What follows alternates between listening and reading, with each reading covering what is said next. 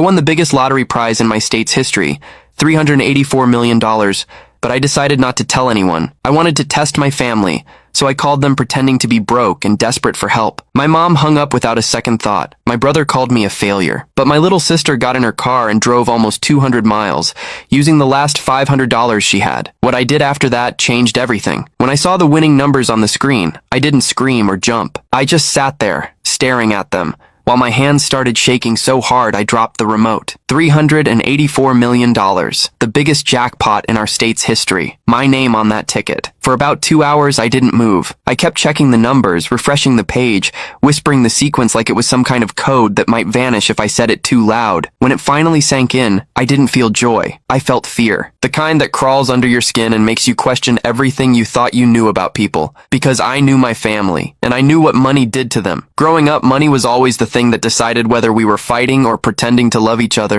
My mom used to say she'd rather die than be poor again, but she never cared who she stepped on to make that happen. My brother, Mark, followed her example, always chasing something, always angry when someone else had more. And then there was Lily, my little sister, 7 years younger than me. She used to sneak into my room at night when our parents fought and whisper that one day we'd both leave and never come back. She was the only person I ever really trusted, so when I realized I was now richer than everyone I'd ever met combined, I didn't feel like celebrating. I felt like testing something I'd never been able to test before.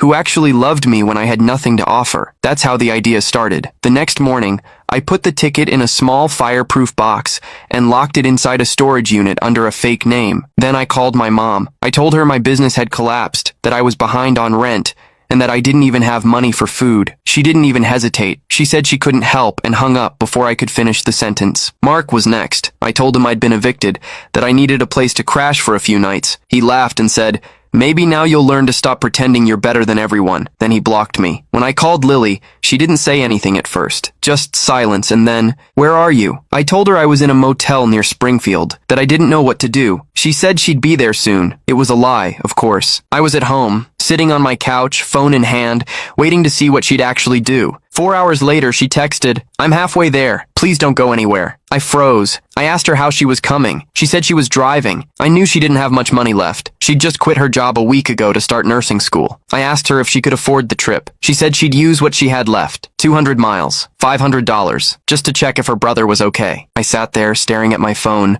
feeling this mix of guilt and awe. She was the only one who didn't ask for proof, didn't hesitate, didn't make it about herself. When she finally showed up at the motel, the one I told her I was staying in, I wasn't there. She called, panicked, and I told her the truth. I said, "Lily, I'm fine. I just needed to know who would really be there for me." She didn't answer.